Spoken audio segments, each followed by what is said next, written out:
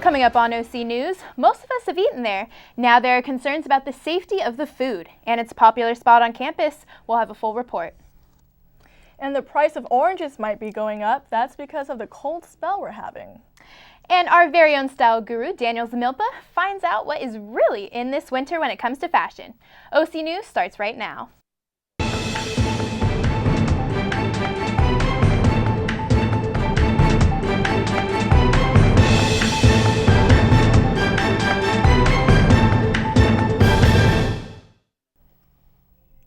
Hello and welcome to OC News. I'm Ariel Tuchiyama.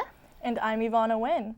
Most of the most popular eating locations on the campus of Cal State Fullerton is the Gastronome, and questions are being raised about how safe is the food. The buffet-style eater is located near the dorms, and students who live on campus frequently get their meals there. This past Monday, the Daily Titan reported that the Gastronome has had a D rating since March of this year. Some of the issues include water not being hot enough and food not being kept warm enough to prevent the bacteria from growing. We have team coverage on students' reactions to the news. Dee Clark startled some students with the news, but we start with our very own Ray Reese, who is outside the Gastronome. Hi Ariel, yeah, we are here at the Gastronome where I'm joined by Devin. We're going to ask him about the 72 out of 100 score that the Gastronome did receive on their test. Okay, Devin, have you noticed anything unusual about the Gastronome, and how long have you been eating at the Gastronome? I've been eating at the Gastronome every day for when I got here as a freshman. I started to notice that when I receive the food, some of the food are cold because they leave it out like longer than expected, and that's probably it. As far as quality and sanitation, have you noticed anything that suspect you didn't like, or overall does it seem like the food and the sanitation is fairly good? Well, I mostly eat alone, so I sort of noticed like a lot of stuff. The tables are clean, like sometimes some other tables like they have like some food left, but it's clean like in 10 minutes or so. And the food, it tastes okay. It's not that great, but it's eatable. All right, Devin, well, that's it for us and me and Devin here. We actually have Dee, another reporter for our OC News. She's standing by with another student, and she's going to ask them questions of her own. Dee, can you tell us what you got over there? Thanks, Ray. Yeah, here at the Gastronome, they had 1 major and 10 minor violations, which actually included wrong sanitation levels and some improper temperatures regarding their food. Now, right here, we have a student here at Cal State Fullerton, and your name is Samantha? Yes, it is. Samantha, now what is your initial reaction hearing that the Gastronome got a 72 out of 100, which is only 3 points away from getting a failing grade? Pretty surprised. I eat here every day. I have the 7-day unlimited meal plan, and now that I hear about that, it's kind of surprising since I eat here all the time. Kind of scared. Right, and does it shock you at all, or I mean, how do you feel that they had since March 2013 of this year to kind of fix the problem? It does shock me, but the food is very good anyways. I wouldn't be able to tell. I'll tell you that right now.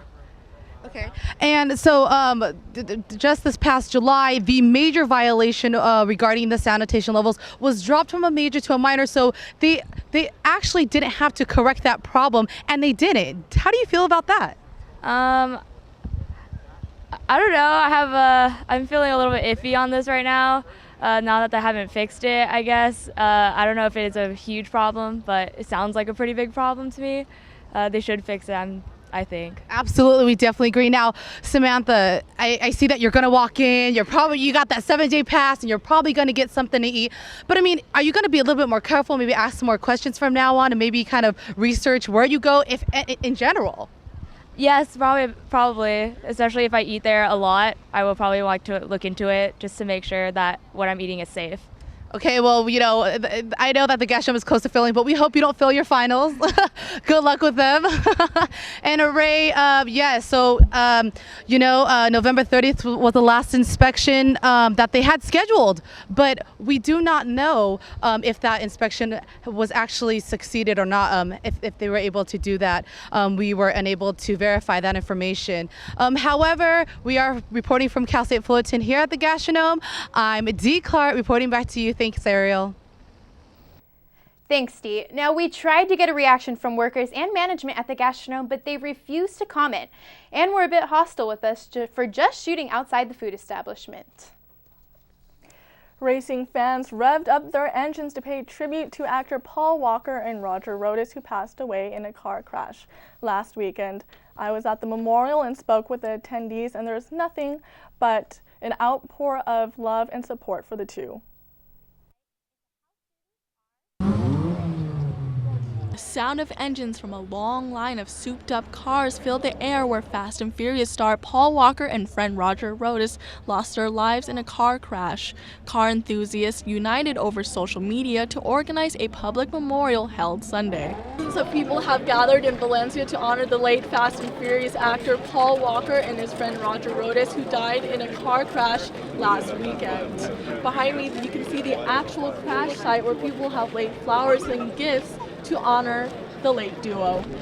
The Los Angeles County Coroner's Office determined Rodas, who was driving the Porsche Carrera GT, died of multiple traumatic injuries, and Walker died of combined effects of traumatic and thermal injuries. Has been fans here that actually was in car racing and they changed their lives, and there's been a lot of people that have been talking to me about their stories, about the films that he was in. It's been a wonderful experience, so it's very nice to be a part of. And you know, I just want to tell everyone out there to cherish every moment you have on this earth, because you never know when your life is going to be gone forever. Flowers, candles, and even a Christmas tree were left by fans at the crash site. Fans wrote farewell messages on a giant poster dedicated to Walker and Rodas.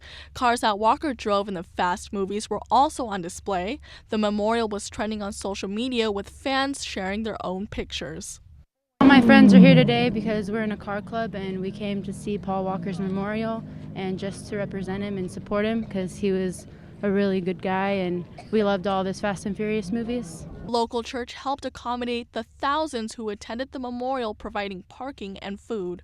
I even met a family who came all the way from Guam to be here today to be part of this memorial. And you could just see in so many people that were so moved and so touched by what he brought to the racing community.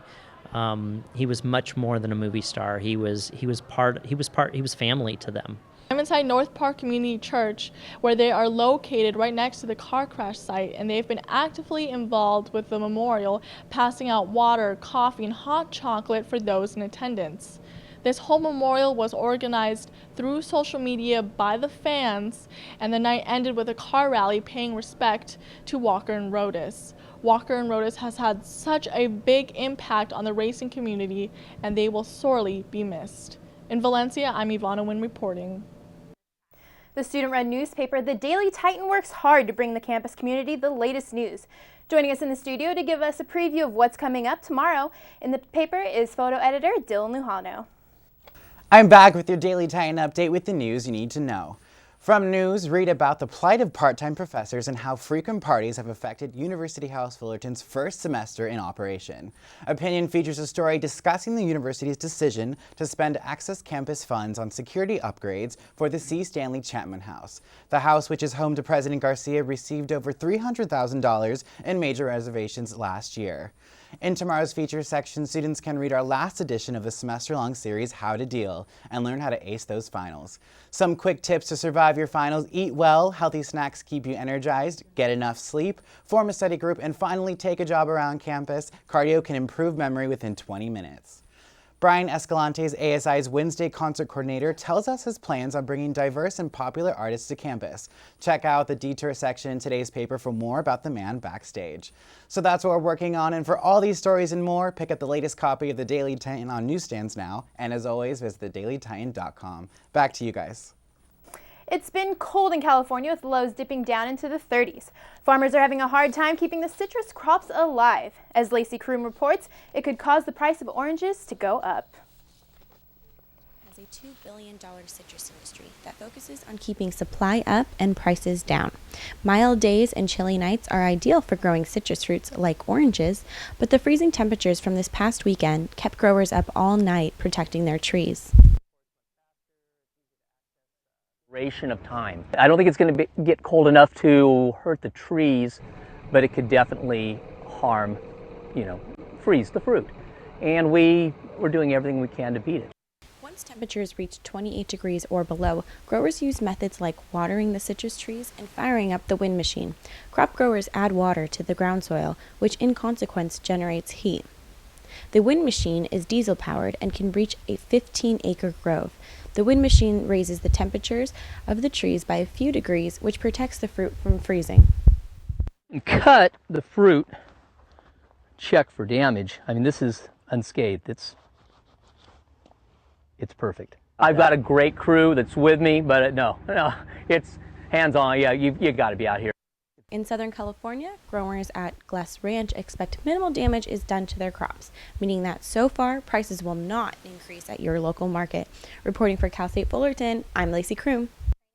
Time magazine has named its Person of the Year, and the title goes to Pope Francis.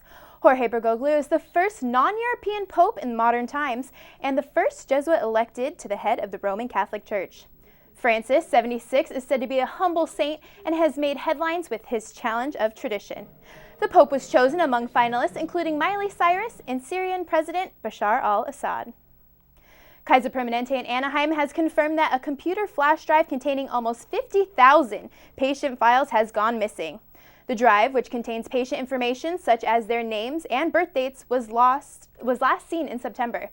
Patients have been notified, but officials say that no social security numbers were stored on the drive and criminal activity does not seem to be a factor. After the break, I'll have a look at the upcoming weather forecast and a sneak peek into the season's latest fashion trends.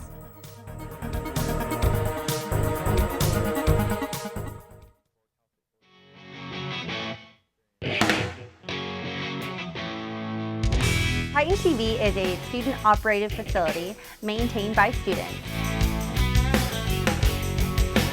It's on the Cal State Fullerton campus, and it's a great opportunity for Cal State Fullerton students to get hands-on experience directly in a studio environment. Working with Titan TV puts me in this professional environment. Everyone here is really fun to work with, and everyone just gets along so well. I'm having a great time.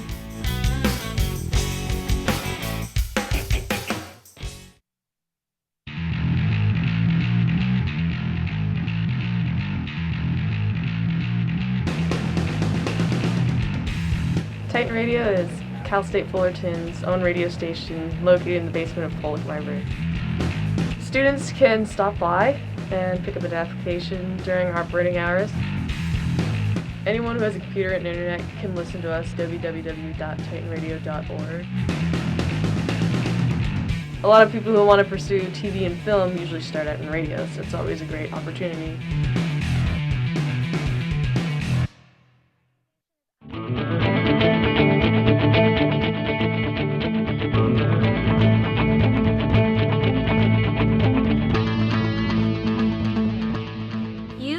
Watching Titan TV. Happy Wednesday, everyone. It's been pretty chilly out there, but I've got some good news heading your way. Coming up, currently it is a windy 66 degrees. This is about our average around this time of the year, and then later tonight it will cool down to 38 degrees. Tonight will be the last of the 30s, and then we will start to see higher temperatures. But first, we've got your travel forecast. Starting with the northwest, 42 degrees at Seattle and Boise at 27. Then in the west, it's going to be relatively dry. The northeast is a different story, however. There will be major airport delays with 3 to 6 inches of snow in some areas. There's snow, especially in Chicago, 17 degrees, Detroit 22, and Buffalo, 23 degrees. That's a lot of snow. Around Miami, 82 degrees. It's not so bad out there, but there will be some rain showers. You can see this constant flow of air move from the north to the west to the northeast, which explains the very cold temperatures up there. As for us tonight, will be the coldest night, and then it will gradually get warmer over the weekend. Low pressure is moving south and high pressure is coming in our area.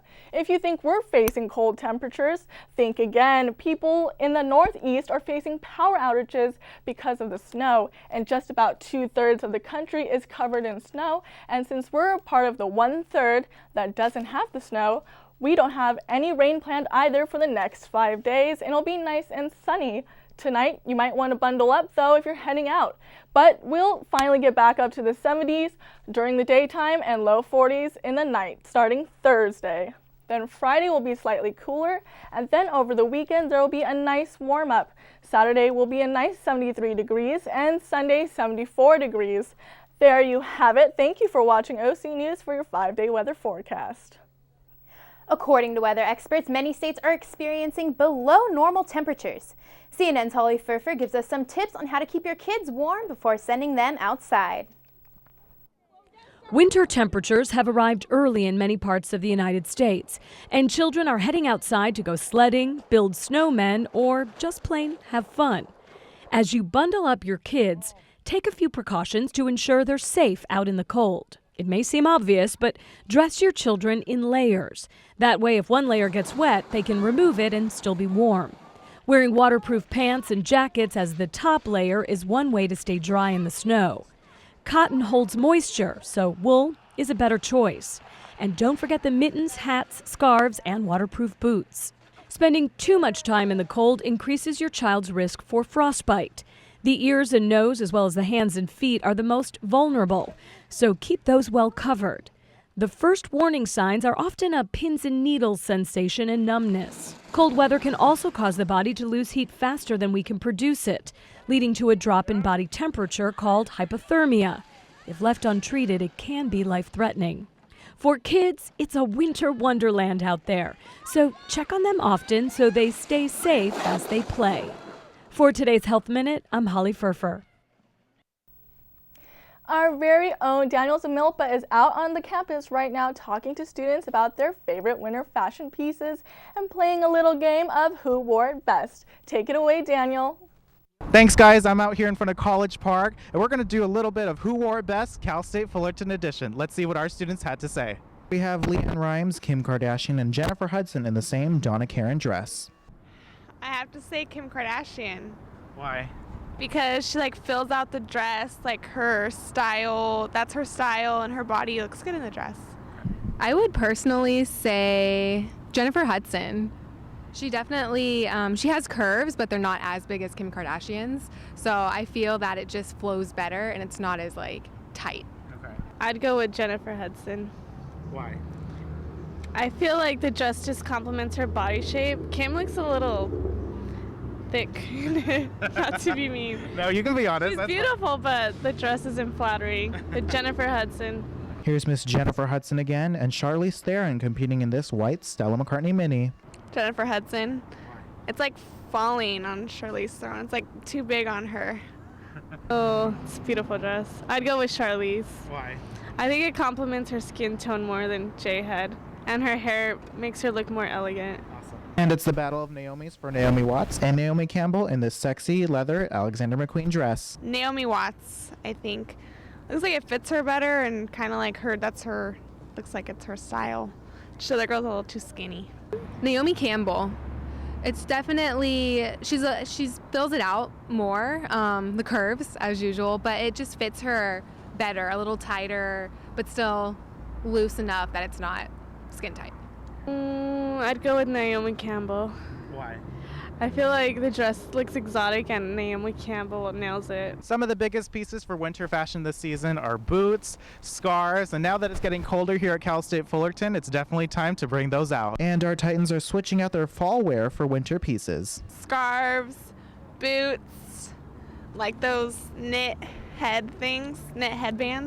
I would have to say boots. I love boots. Steve Madden, the ones with the red zippers on the back, and then definitely the headbands, the nice little warm earmuffs. So I like leather jackets and a nice scarf with these kind of boots, army boots. Okay. I think that's casual, easy, and ready to go. Anyone has those items. Yeah. For Christmas, I'm gonna wear a red velvet dress. I think velvet's kind of in right now.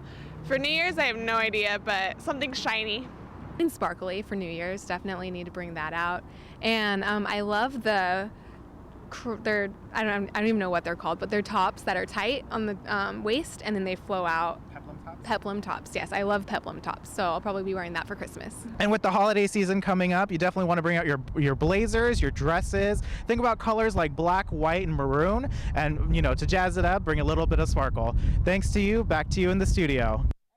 When we come back, we'll take a look in the sports world, and 'tis the season for some famous holiday traditions.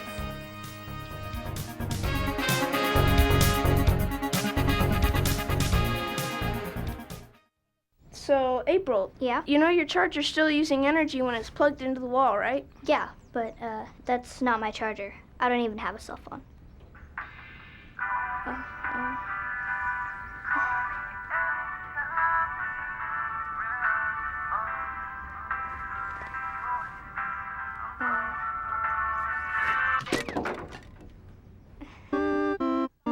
Millions of kids are using their energy wisely. What's your excuse? I really want to show you something. 1, 2, ready, go! L-O-V-E. It's a mystery. All is love. Is love.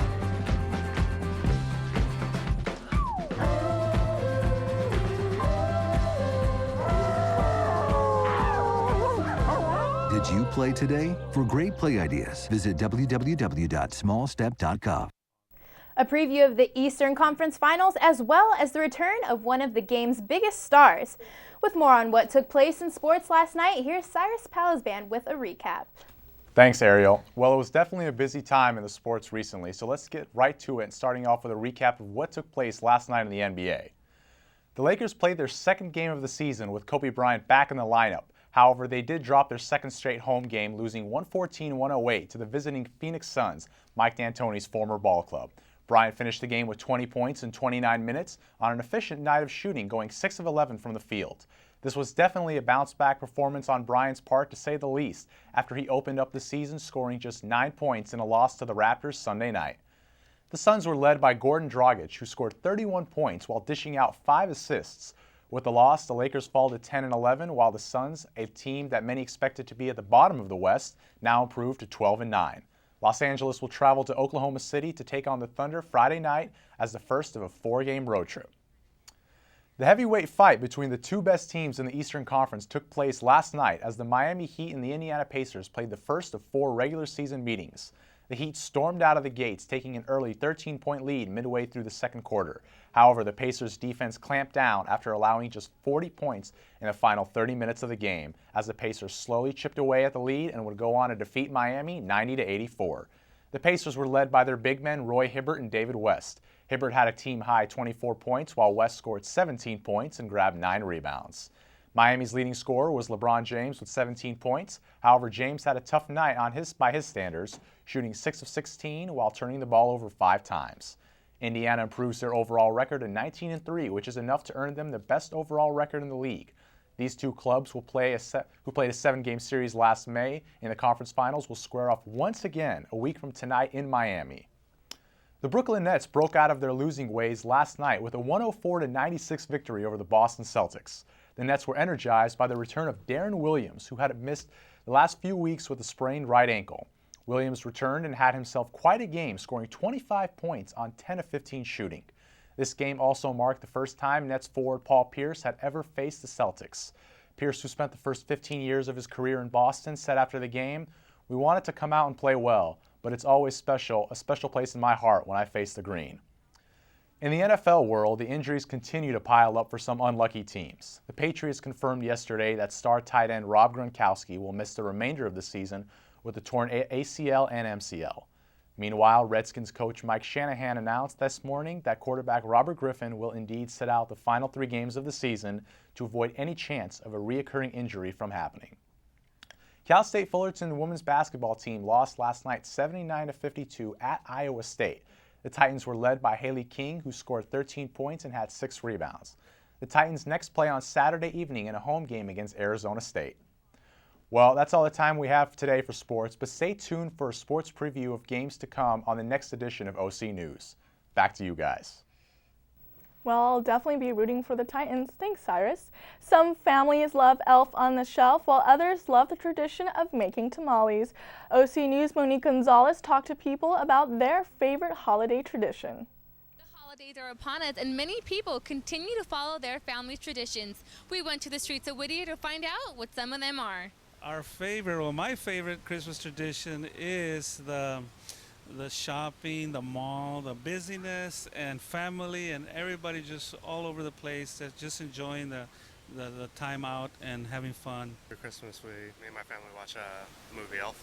Just getting together with family and eating, and just giving whatever there is to give, just what we give to each other, and just the main part is just watching movies and spending time together, eating, drinking hot chocolate. It would have to be making tamales with my family because my great-great-grandma actually started it with her grandkids. Me and my family, we get to all sleep until about 2 in the afternoon, which is awesome. Eating tamales pretty much, it runs in my family, it's every Mexican family, they always do that. It's one thing that we look forward to during the holidays. Our favorite family gathering is the Christmas Day when we get together. We all wear the same pajamas, and we just have a good time opening presents and loving one another. In Whittier, Monique Gonzalez, OCN News. What famous actor lashed out against paparazzi? CNN's Dave Stewart has the story and much more in today's Hollywood Minute. Ben Affleck is lashing out at the paparazzi. The actor says the antics of aggressive photographers frighten his children. Affleck, along with other celebrities, have advocated for such a law for years. Forbes magazine says Adam Sandler makes too much money. The comedian rakes in about $15 million a movie. According to Forbes, that's an overpayment because the rate of return is pretty low. Forbes looked at 3 of Sandler's recent films and found for every dollar Sandler is paid, the film brings in just $3.40. And Kate Winslet is a new mom. A rep for the actress confirmed she had a baby boy on Saturday outside London. Mother and baby are reportedly doing great. For Hollywood Minute, I'm Dave Stewart. And that's going to do it for us here at OC News. Thanks for joining us. I'm Ariel Tuchiana. And I'm Ivana Nguyen. Our semester of OC News is over, but we will be back next semester. But for some of us, we are graduating, and it's time to wrap up college and land a job in television news. Wish us luck. Yeah.